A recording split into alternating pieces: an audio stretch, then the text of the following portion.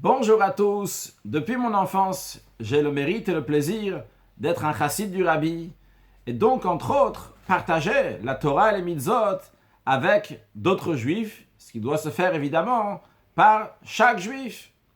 Entre autres, lorsque ça arrive Rosh Hashanah, eh bien, on va partager la mitzvah de shofar avec d'autres juifs, sonner le shofar à un autre juif.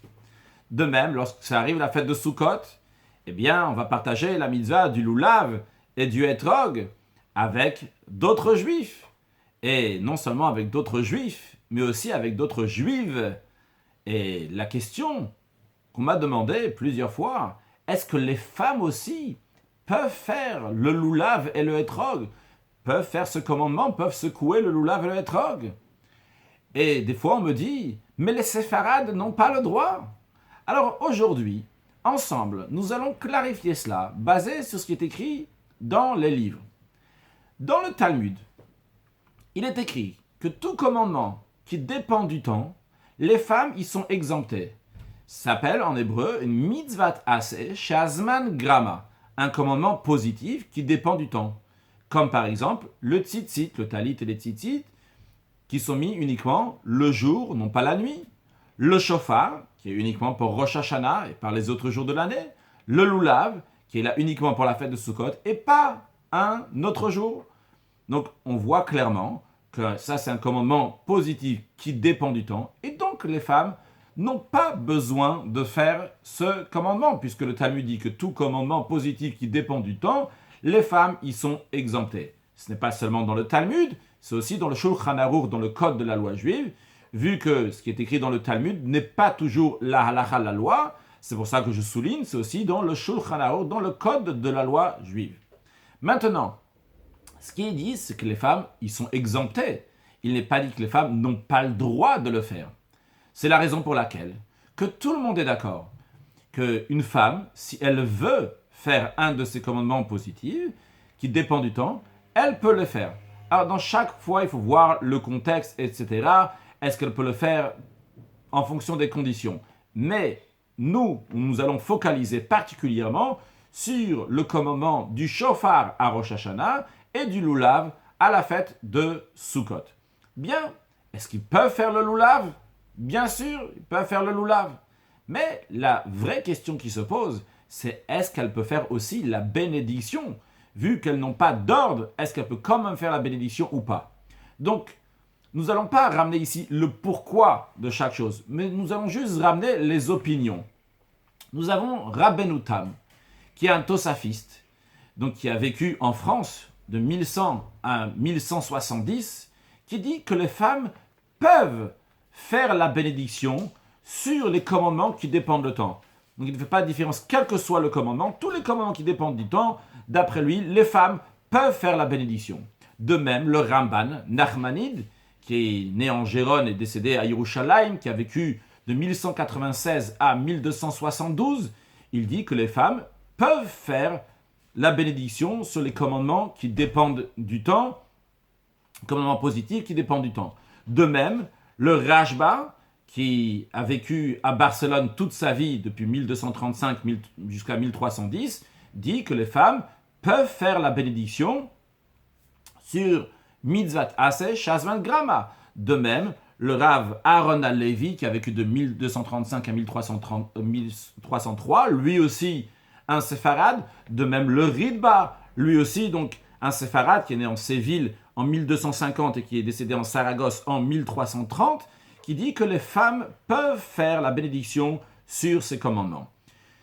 D'un autre côté, nous avons le Rambam, très connu, Maïmonide, qui a vécu de 1138 à 1204, qui dit que les femmes ne peuvent pas faire la bénédiction sur un commandement positif qui dépend du temps. Donc nous avons vu ce qu'on appelle la période des Rishonim, les opinions, certaines des opinions, il y en a encore plein d'autres, aussi bien de ceux qui disent que les femmes peuvent faire la bénédiction et certains qui disent qu'on ne peut pas faire la bénédiction.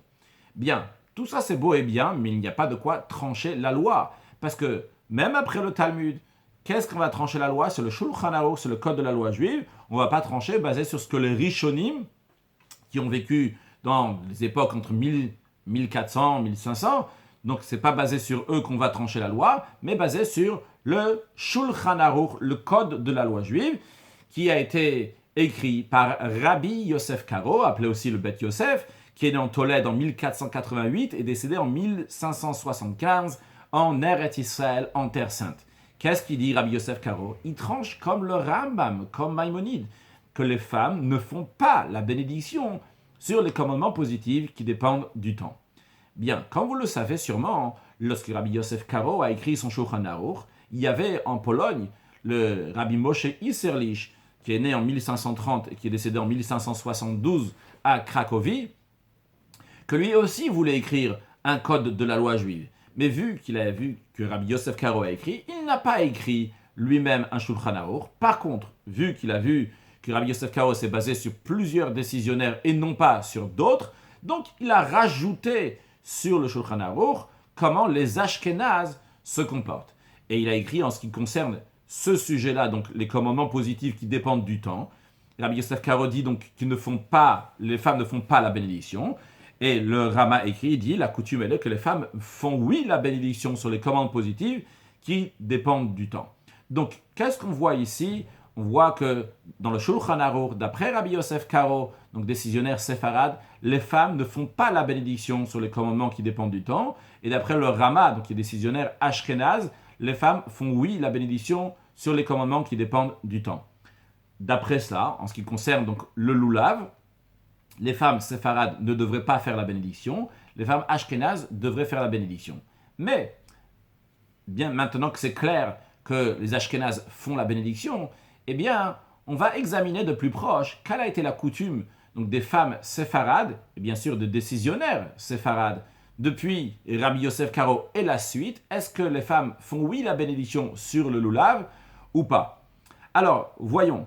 Avant de continuer, tout d'abord, rappelons, disons, une lettre dans un livre qui s'appelle Shut Min HaShamayim de Rabbi Yaakov de Marouche, c'est possible que c'est de Marvis, en tout cas une chose est sûre, il était en France. Il avait l'habitude de demander des questions avant d'aller dormir et de recevoir des réponses. Il les a écrits dans un livre qui a été fait, bien édité par Rav Reuven Margaliot. Et là-bas, donc, dans sa question, il demande la chose suivante. Il dit « J'ai demandé sur les femmes qui font la bénédiction sur le loulav, etc.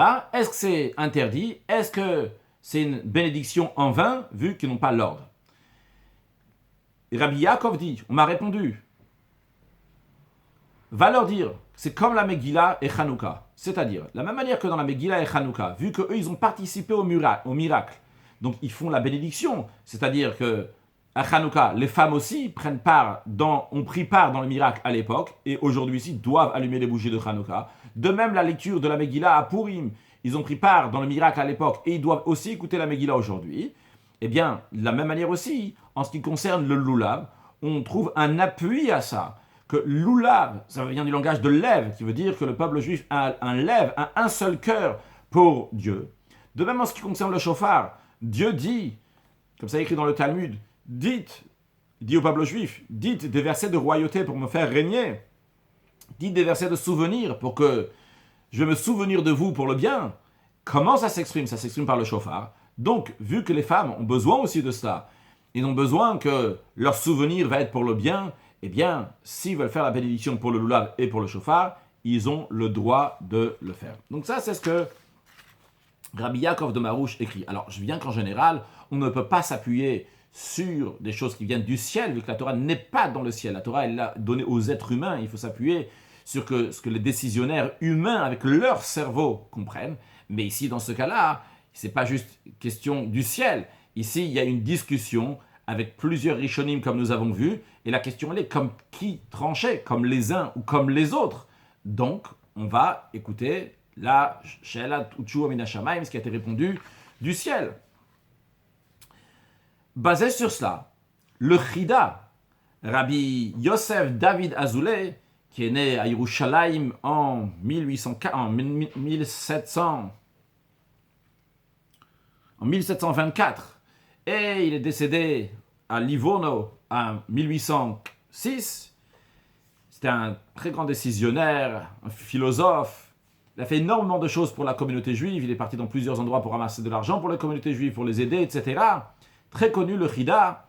Bien que dans son premier livre, dans Birkei Yosef, il a un doute, est-ce que c'est un bon comportement que les femmes font la bénédiction ou pas, mais dans son livre, Yosef Ometz, là-bas il ramène justement ce Shelot Tshuva Midashamaim de Rabbi Yaakov de Marvis, de Marouche, et il dit que basé sur ça, c'est sûr et certain qu'il faut faire, encore plus que ça, que si Rabbi Yosef Karo, le décisionnaire du Shulchan Aruch, avait vu cette décision-là, sans aucun doute, lui aussi aurait dit comme les Rishonim, comme les premiers décisionnaires, qui disent qu'il faut faire, que les femmes doivent faire la bénédiction. Cette idée-là, on ne la retrouve pas seulement chez le Chida, cette décision, on le retrouve aussi chez le Ben Ish Chai, très connu, Rabbi Yosef Chaim de Bagdad, qui a vécu donc toute sa vie à Bagdad, de 1833 à 1909, qui dit que nos femmes ont l'habitude de faire la bénédiction.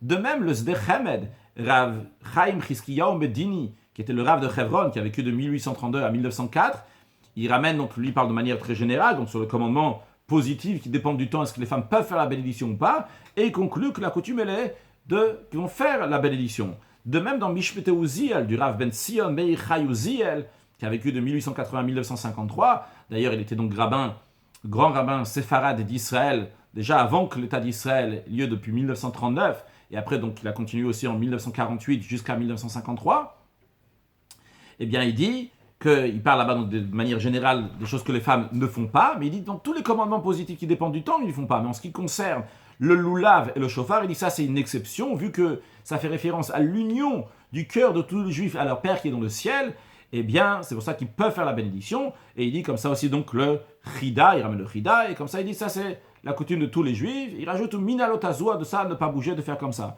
De même, son successeur grand rabbin d'Israël, dans son livre Yainatov, c'était Rav Yitzhak Nissim, donc qui a vécu de 1896 à 1981. Lui aussi, dans son livre, il dit, vu qu'on a reçu les enseignements du Chida, comme les lois du Shulchan Aruch, donc Rabbi Yosef Karo, il faut trancher comme lui que les femmes vont faire la bénédiction sur le lulav. De même, dans le Kaf HaChaim de Rabbi Yaakov Chaim Sofer, qui a vécu à Bagdad, il est né à Bagdad en 1870 et il est décédé en 1939 en Israël. Lui aussi, donc, il ramène la même notion, la même chose. Donc, finalement, il ramène donc, le Rabbi Yaakov de Marouche, etc., le Chida. Et il dit donc que les femmes peuvent faire la bénédiction sur le lulav.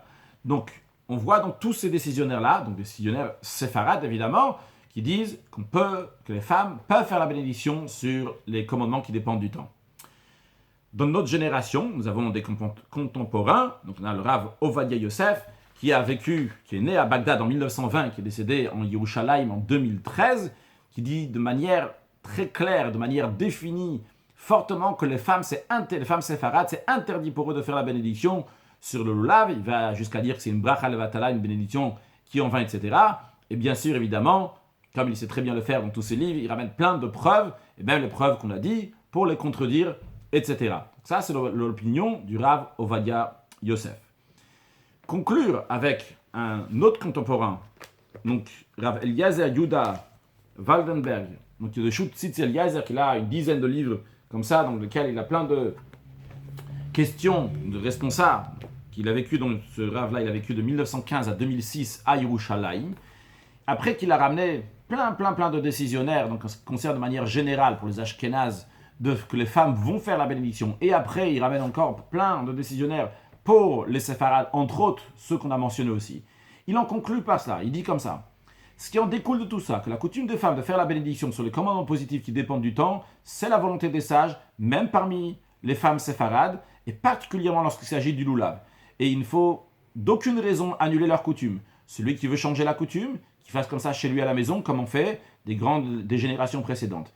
De même, il ne faut pas réprimander, même gentiment, les femmes qui font la bénédiction sur ça. Au contraire, il faut les renforcer leurs coutumes.